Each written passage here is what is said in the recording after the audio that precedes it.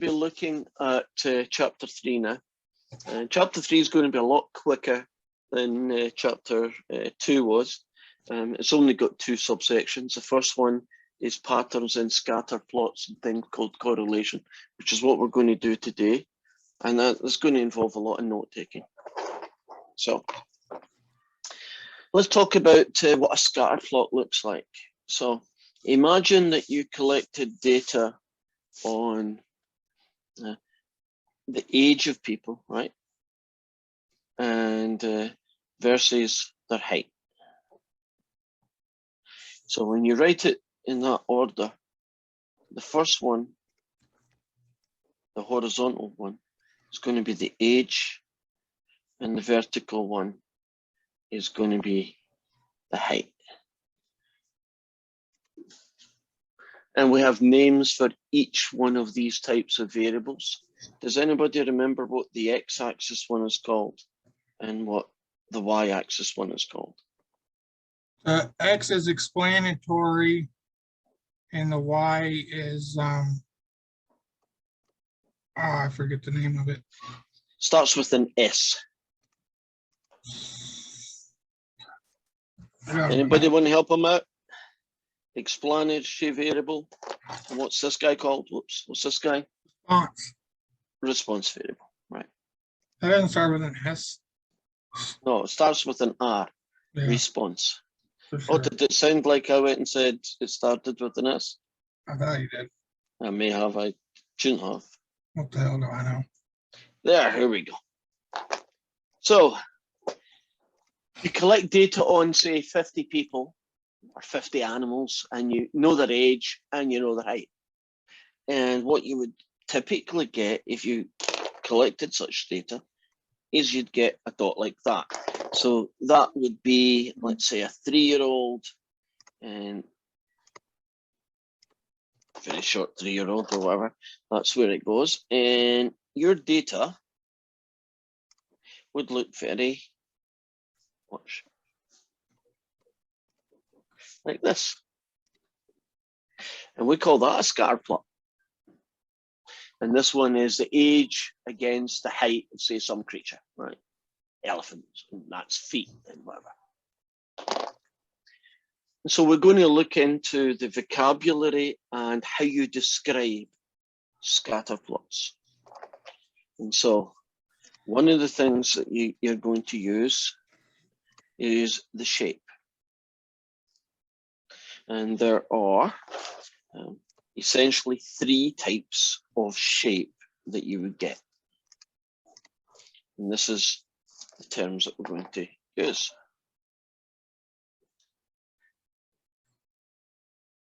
Can you imagine the scatter plot looking something like that, right? Where the dots, just like this one here, essentially are in a straight line. Now, they're not an exact perfect match, but would you agree that the data is, in general, right, vaguely straight, right? And we call these linear. So we would say that this was a linear set of data. The shape was linear. The second, I don't like this name, but we've got to live with it. Don't know how well I've done this, but if the data is curved, curvy, linear. I don't like that name, but I'd probably just say curved. Would you agree that data? I'm trying anyway. Would you agree that data is curved? Does it help if I do? Yeah, right? It's curved. Sure. Also, feels like there should be a more sciencey name for curve, like curvy, like aptilo. Oh, some Greek word. Yeah, some. No, I wouldn't even call it curvilinear if I had the chance. See, I didn't even spell it right. I would just say it was curved data, but you know, you got to get used to the terminology because you'll see the word in the book and then you're not quite sure what the heck it means. And then you won't like this next one at all.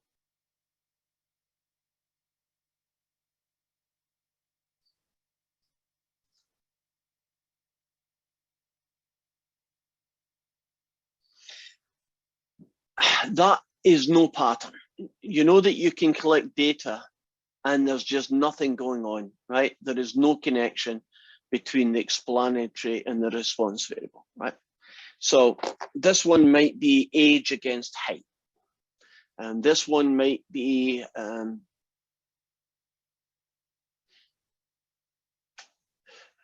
time against price, right? So you're looking at cars, and 8-year-old car, you get this, when a 10-year-old car that gets that. Do you know there's a certain age that cars get to where they, as long as they are running well, right, and they've not got holes in them, isn't a 12-year-old car and a 16-year-old car probably not going to have a lot of difference? Won't they be both very cheap? But if they're working, you could end up them being about the same amount of money. I'm not sure that's a good analogy, but that's an example of curve data. Now, what would no pattern be? Can you imagine that I put along the bottom your age, and vertically I put down the first 2 digits of your birthday? So if you were born on, you know, the 17th, a 5-year-old person was born on the 17th, an 8-year-old person was born on the 19th, yeah, something like that. And you wouldn't expect any pattern there, would you? Would you agree a 30-year-old person could have been born on the 1st of the month? They could have been born on the 30th of the month, right? There's no obvious pattern that you would get. So no pattern. And that's the shape. Now, the second way that we describe data is the strength of it. I'll show you what that looks like.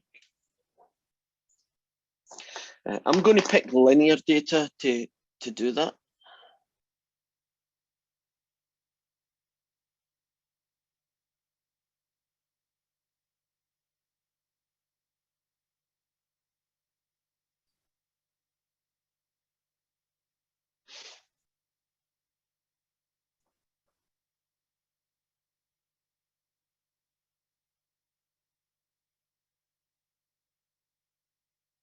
There, that'll do.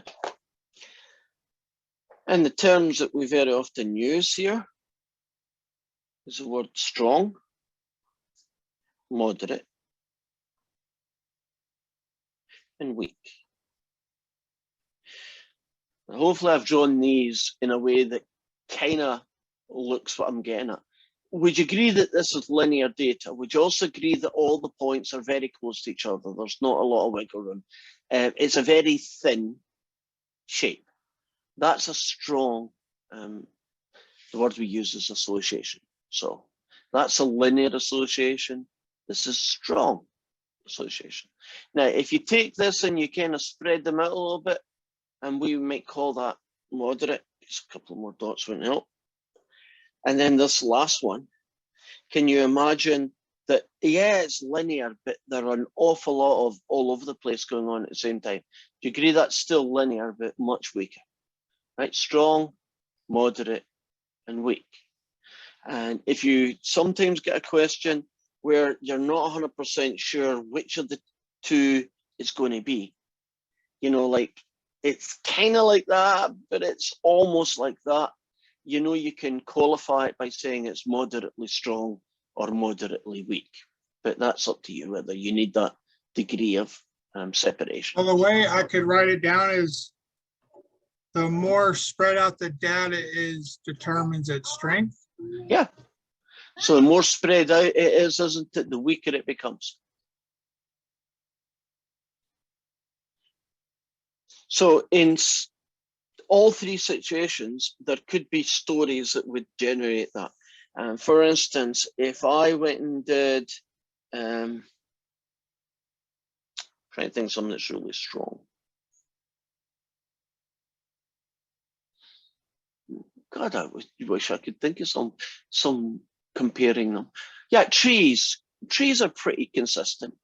So if you had along the bottom the age of a tree and vertically upwards the height of that tree, don't trees tend to grow up if they've got everything else is the same, right? They get the same amount of sun. A 10-year-old tree is probably going to be this height, and a 4-year-old tree is going to be that height, especially in a forest. You ever notice a forest, almost all the trees look the same height? right? A commercial forest I'm talking about. You know, the reason for that is that they're all planted at the same time and they all grow at the same speed, you know, height. So that might be an example of strong.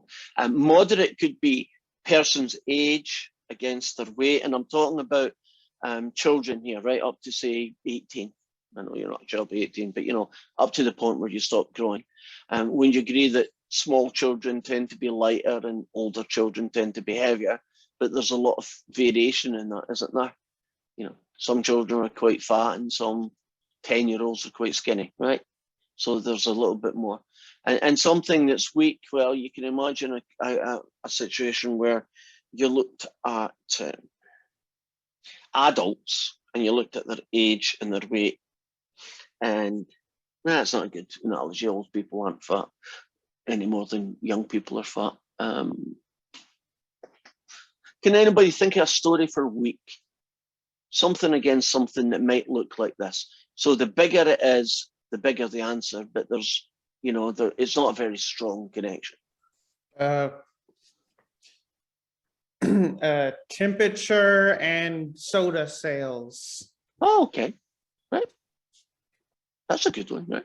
You know, I would expect the hotter it is, the more Pepsi they sell, but you know, it's not a very strong relationship because people might just drink water, right? You know, so they don't necessarily increase the soda sales. So we've got shape and we've got strength. And the third thing are special points. And for the most part, we're talking about things called outliers. Now, outliers look like this.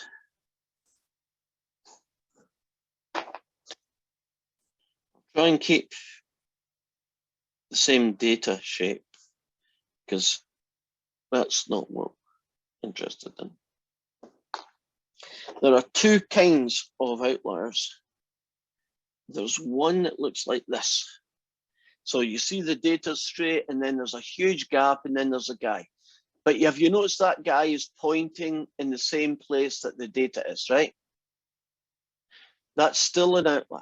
And this one here, he is an outlier as well. Now, do you see that there is a difference between this kind of outlier and that kind of outlier? Isn't this one an outlier because its X and Y values are quite different from the nearest point to it? In this case, isn't that point an outlier? Not because its X value is that special, not because its Y value is that special, because aren't there points in this dot here that have the same X or the same Y? Isn't this an outlier because it's separated from the rest of the data? I very often draw sausages around things. Inside that sausage, isn't that where most of the data lives? And don't outliers live outside the sausage? And so couldn't an outlier be here, over here, up here, even down there? As long as you're not inside the main body of the data, couldn't you be considered to be an outlier? And these two special cases are the most common ones, where the outlier is pointing in the same direction as the data, or where it's got nothing to do with the data, right? This guy here isn't pointing in the same direction. What I mean by that is, see that pen? If you're somewhere on that pen, aren't you pointing in the same direction as the data? Do you see this guy isn't? But this guy is. You get what I'm getting at now? Pointing in the direction of the data is what I mean when we do that. Okay. Now, we have linear, curvilinear, no pattern, strength, strong, moderate, and weak, and special points, right? Outliers, different kinds, but they're still outliers.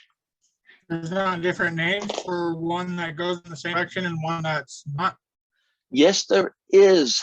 And I'm trying to remember what that name is. Oh, God. It escapes me. It's not a term I use much. It'll come to me when we if I see a question with it, and I'll tell you the name. My brain is, oh God, you think I would remember it? Influential, right? This one here is influential. I don't think this one is non-influential, but I can't remember what this one is called. So an influential outlier is one that affects the, well, a guy you don't know yet, but the correlation coefficient in a positive way, and this one affects it in a negative way. So another term that you'll see connected to these, right? I've already used the word association, so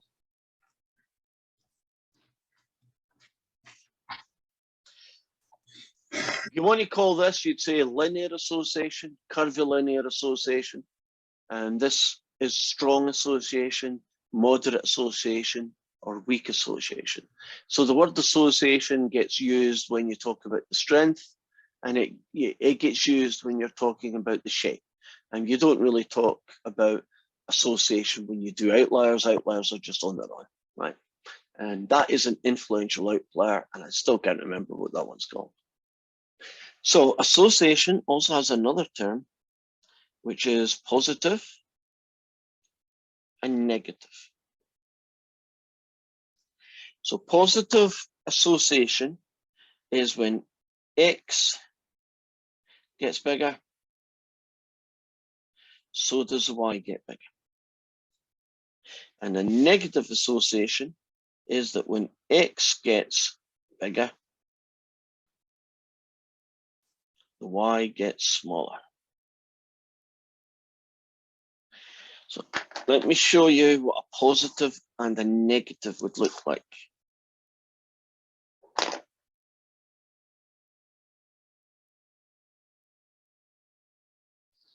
That's positive.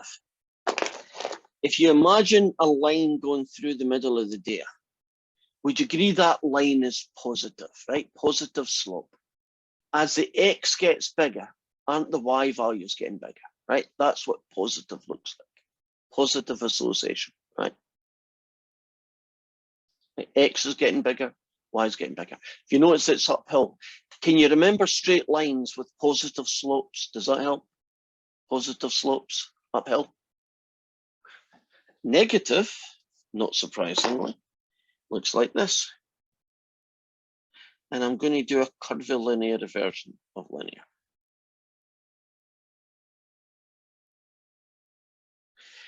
So if you imagine what the center pathway of this data would look like, wouldn't it look something like that? Put a few more dots on there, right? That is negative association. Would you agree as the X gets bigger, doesn't the Y get smaller? The analogy I think of is going uphill is positive, and from left to right, you always travel from left to right, and going downhill is negative.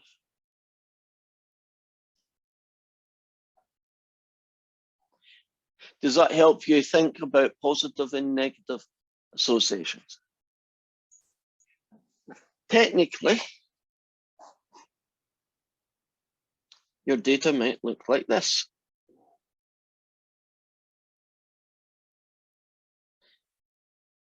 If this is positive association and this is negative association, what's this probably going to be? Neutral. Good word. It's not the one they use, but it's a good word to use, which they had used it. They just say it has no association. So that makes sense that some things have no uphill or downhill to them, aren't they? Kind of random, right?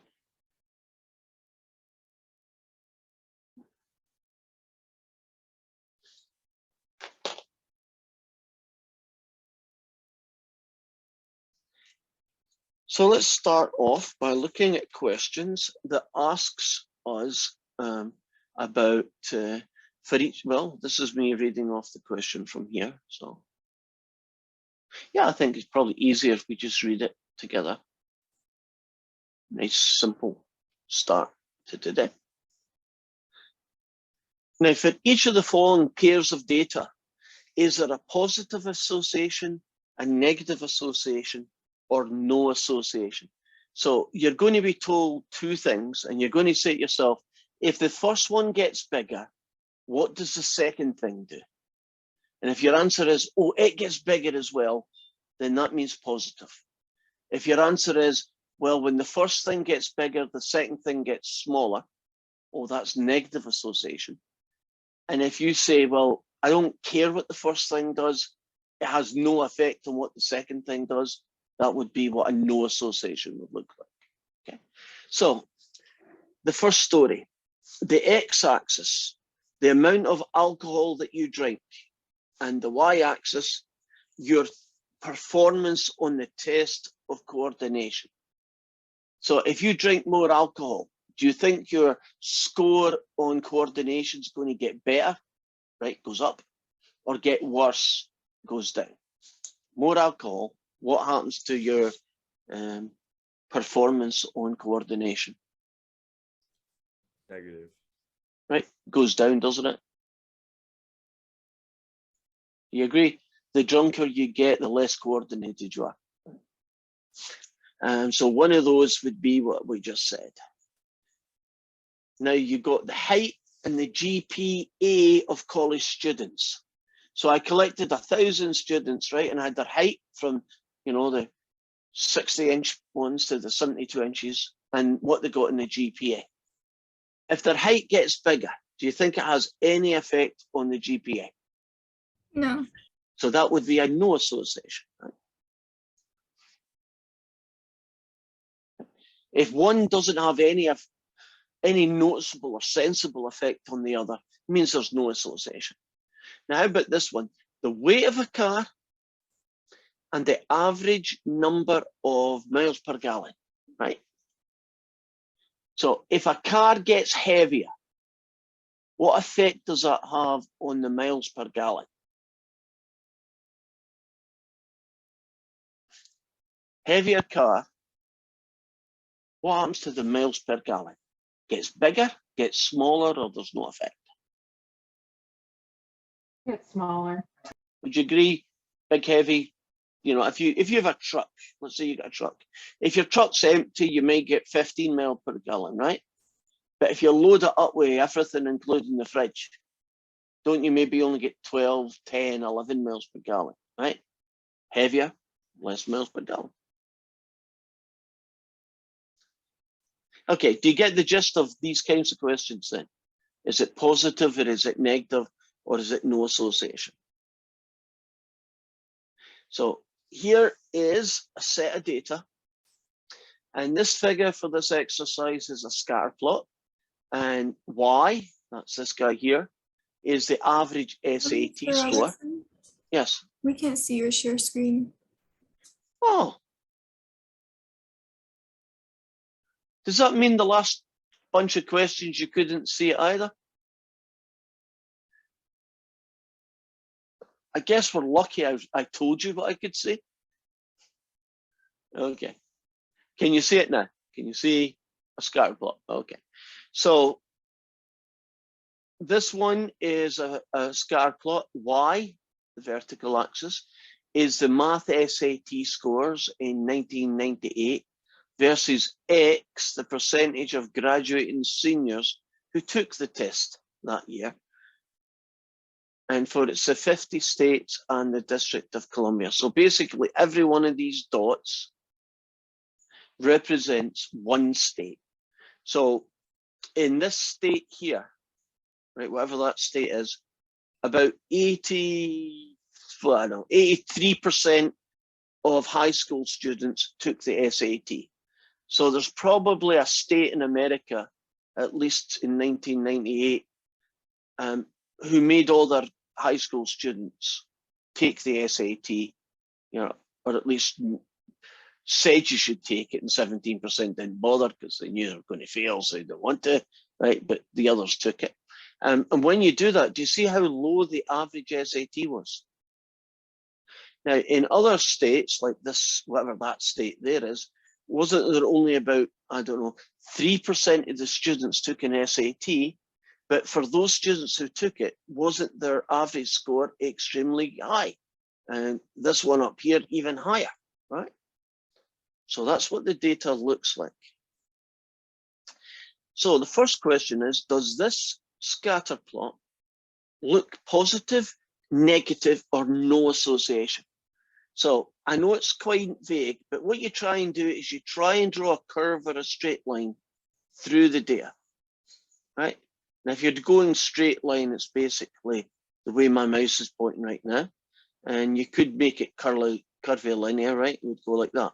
But in both cases, positive, negative, or no association, what you're looking at? Negative. Agreed. So what that's saying is, the higher the percentage of students in that state that take the test, the lower the average SAT is. Does that make sense why that would happen? Right? Would you agree that if everybody takes it, won't you get people who are good, bad, and average at whatever SAT it is? But won't you get a lot of each? On the other extreme, would you agree that the likelihood, if only 2% of the people in the state take the SAT, aren't they probably the 2% who are interested in going to university and therefore will probably do quite well? Right? Now, if you were a politician and you were trying to brag about how good you were as a governor, and one of the ways you were going to brag was the average score that our students got in their SAT is much better than these stupid people in Texas, because my state's run much better than they are. Can you see how you could cheat with that data? I'm not saying this is Texas, but if that dot there was Texas, then almost everybody in Texas takes the SAT. And if this was Washington, wouldn't you be able to say, well, I'm not saying it is Washington, right? But whatever the state is, right? Wouldn't you be able to say, look how good our average SAT scores is against yours? Do you see that the missing piece of information there is how many of your students took it? And if it was the same amount in each state, then wouldn't it be fair to compare them? Right? Like if 50% of the students in Kansas and 50% in Nevada took the SAT, couldn't you compare those two states and it would be pretty fair? Right? If one got better than the other, that would be a reflection on the education system in whichever state happened to win.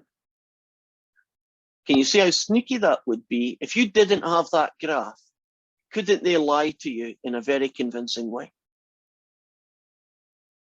So be careful when they tell you stuff. Now this one, I know the answer. I'm still going to argue with it because I know the answer. Is this linear or curvilinear?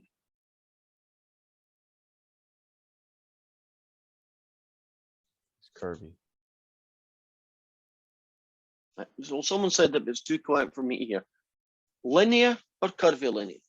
Curve. And the fact I disagree means you're safe, right?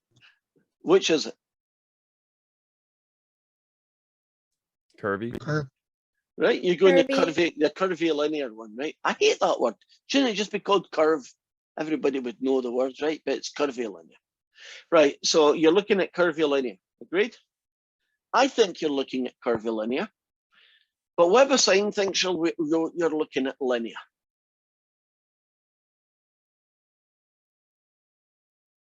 Now that I know, Maggie, you're looking at that, you're saying, what?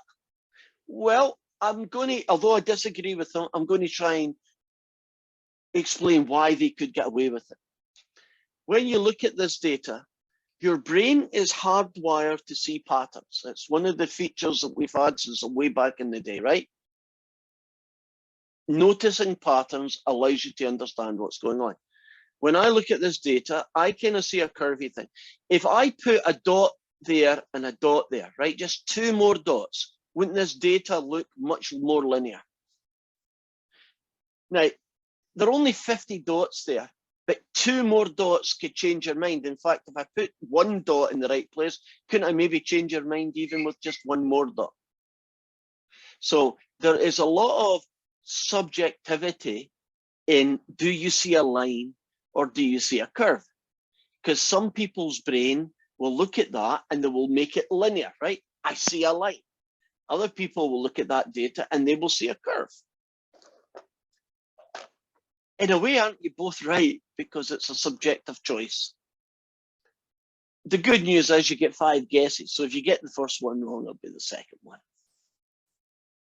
But I disagree with them. I see curvilinear. But, you know, what do I know? Now, the next questions are concerning that graph about what was the highest average SAT. And when I look at that, would you agree it's probably that dot there? That's the highest dot. And now you're going to have to make a guesstimate. It's a little bit by 600. So I am going to call it 605. Okay. Anybody got a different number?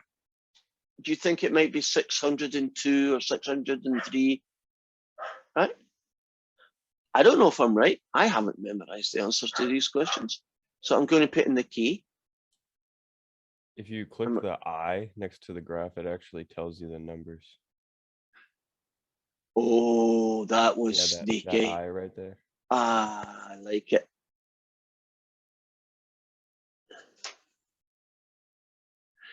And the biggest one was 601. Oh, they are sneaky. Right, so do you want to see my mistake then? You see it's 601. Oh, isn't that, they are nice to you. Isn't it going to be easy when you can't read the number? You click the I and just read it and it'll tell you. Since I've got that I clicked, I'm going to click it again. What's the smallest point of the left hand or the right hand? Let's see, did they mention the smallest point? 473. Yep, there you go. And 61% of the people in that state took the test and the average was 473. That works. Oh no, it doesn't. That's that guy. If I wanted to know this guy, this would be, I need the 80 something. Let's see if we can find it. There we are. It's called the rightmost point. And the rightmost point was what average of 476. With 83% of them taking it. So when they were saying the lowest point, that is correct. Would you agree that is smaller, lower than this one? Yeah. So, okay, that's going to make it a little bit easier to answer some of these questions. So approximately what percentage of the graduate students took the state in that test, in that, all of that state? So if we go back to this one, and we do I, what was the number? Oh, it was about 5%, right? 5 comma. 5%. And the others are connected with that. Okay. Here is another scatter plot. I'm not going to look at their questions. I'm going to look at mine. Linear or curvilinear? Linear. Yeah, I'm going linear. You agree it's less likely to be curved. That's what I'm saying. Here's one we might disagree. I hope we don't. Strong, moderate, or weak? What kind of association? Strong, weak. I hear weak. Would you agree weak? Are some of you thinking it's moderately weak? I think that would also work. You know, there's a little grey area. There isn't a kind of get out a ruler and if they're 4 inches apart, you know, it's this thing, right? There's no test like that. It's a very often, it's an eyeball it judgment call. Can't the choice of X and Y squares also distort the shape of the data? You know, if I made a very big X scale, wouldn't I string out the data more and it would look less strong? Or if I made the X scale very close, like, you know, like going 50, 100, 150, that kind of number, you could crunch the data together. So choice of scales is bad, which now brings me to another we politicians will lie to you with scatter plots.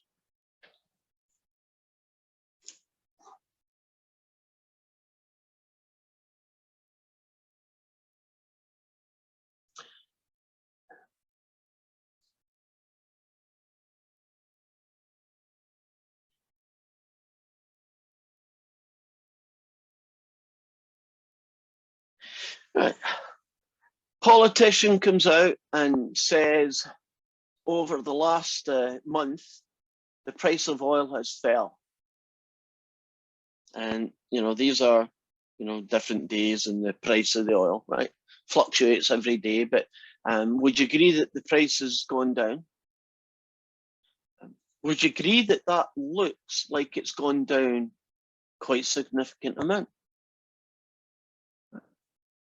Now, if I tell you that this guy up here was $5 and this guy here was $4.98, do you now see that the price of oil has not really gone down anything worth talking about? In fact, if you do the scale properly, shouldn't this start at 0, 1, 2, 3, 4, $5? And then time can be fine. I don't think you can distort the time one. And if you did it that way, wouldn't these dots, if you imagine that being $5 and $4, wouldn't these dots now look like that?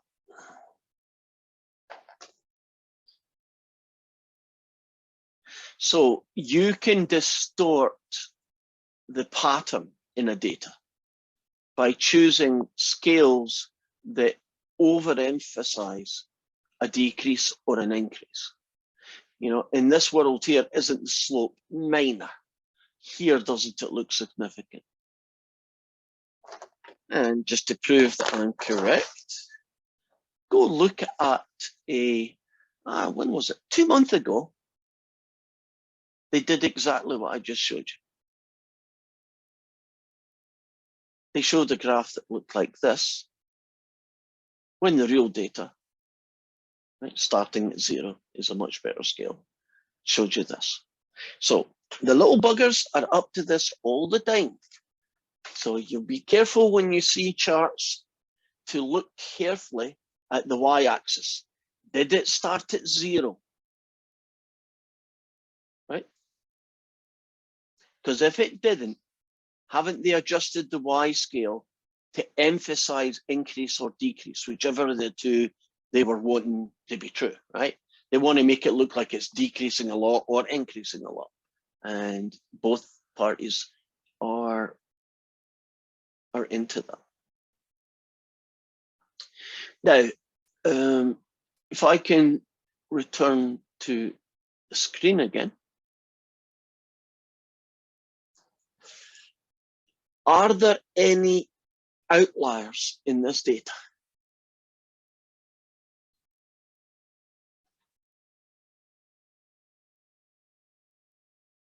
I don't think so. I don't think so either. Now, I mean, there's all sorts of guys that might be candidates. Wouldn't that guy there might be a candidate? I don't know. Maybe this guy here might be a candidate, right? But isn't this data weak or moderately weak? If I was drawing the sausage, right, my little sausage, would you agree that all those numbers pretty much are going to fit inside it? There's no obvious miles away thing. Now, they should have asked that question using the term, are there any outliers? Now, let's look at how they phrased it.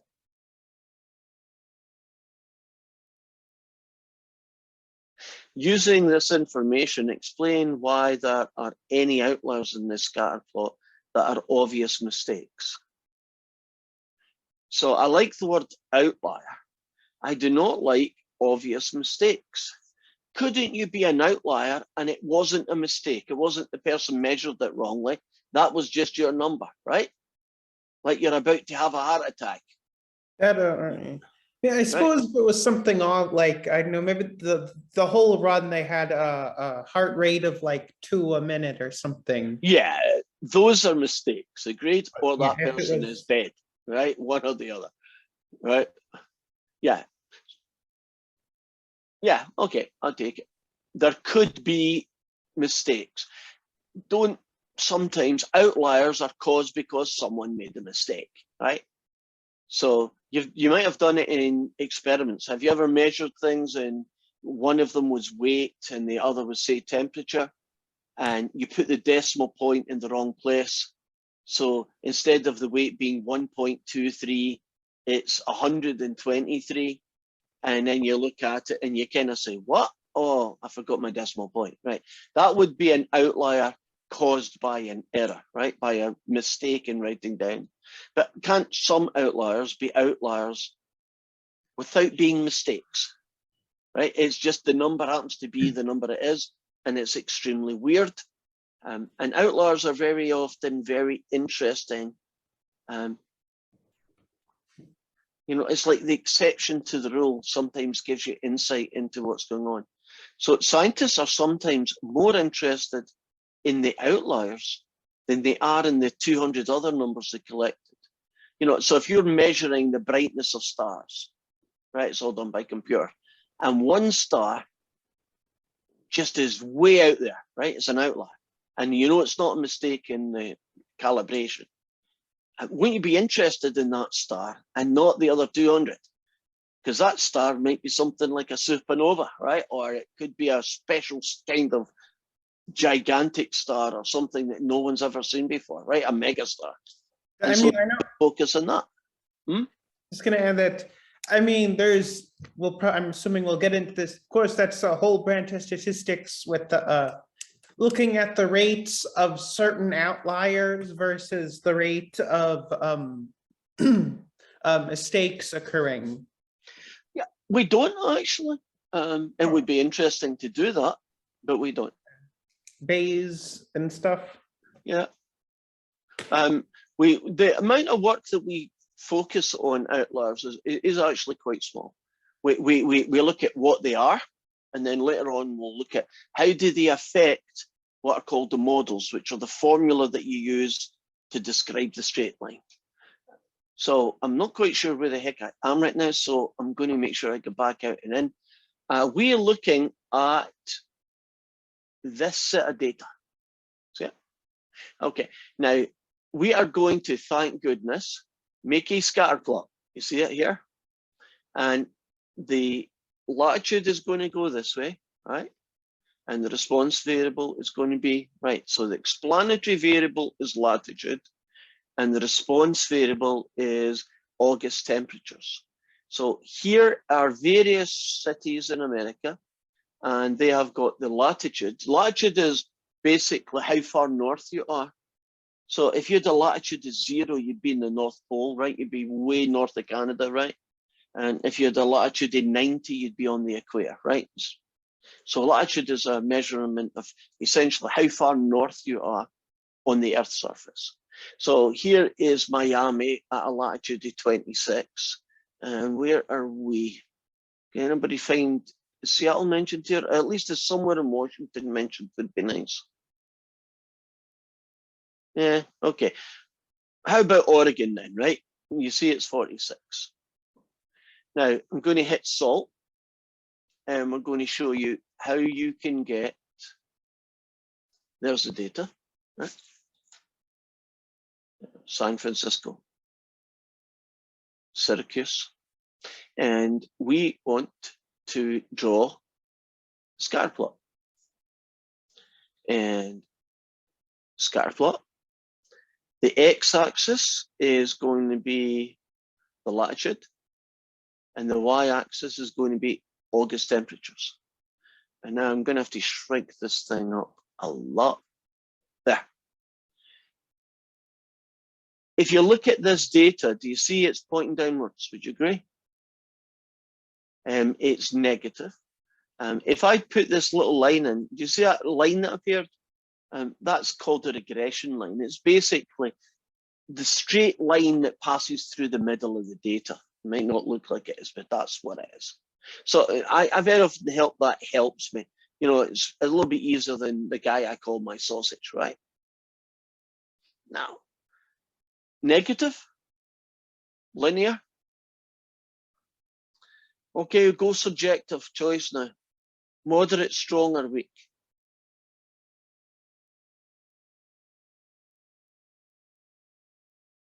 weak. You're going weak. Some are you going to stick the word moderately weak in front of it again? Because that's the way you work. I mean, the dots are a little bit small, but they are there. Now, if I don't know, I'm going to have to make it big now. It's annoying that you have to change scale. If I now go down to the bottom here, do you see there's a lot of numbers? Right. Here are some of the most interesting ones that you need to worry about.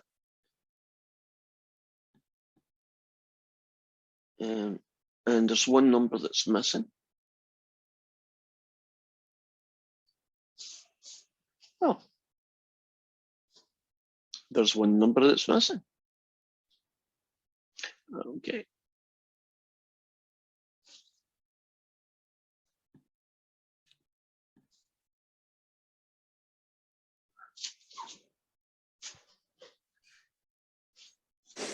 The one I'm looking for is called the correlation coefficient. So it has to be here somewhere. I just need to figure out where it is.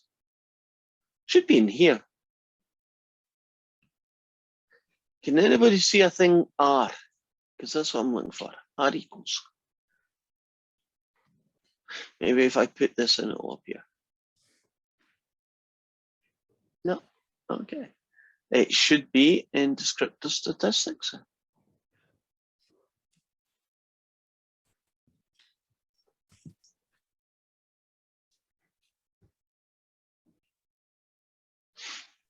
Okay, I'm wrong.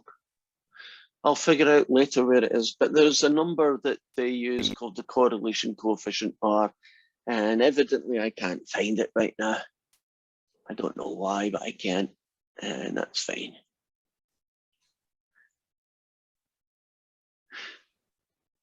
Now, kind of running around here.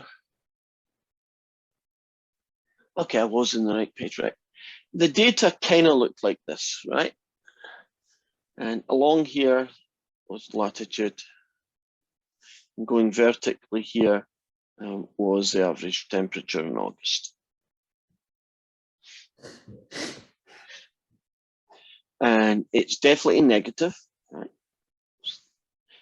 And it's pointing downwards and it's linear. So it asks in question B, is this pattern linear or curvilinear? And I think we've all decided that it's linear, right? So that would go in. And what is the direction of the association? Would you agree it's negative? And then they go on, they say, are there any cities that appear to be outliers? And I think if we look at the data that we got, there was a kind of number over there, and there was a kind of one over here, but none of them are significantly different to count as an outlier. I want you to think of an outlier as being obviously weird, right? So if your data is strong, won't that guy up there be an outlier? Okay. Now, I'm going to go through a little color scheme, right? This guy is an outlier. Suppose the dot was here. Are we still an outlier? It's a judgment call, okay? We're still an outlier. If I put the dot here, are we an outlier? No. Would you agree that there's a little gray area between this dot and that dot where outliers stop being outliers? Agreed?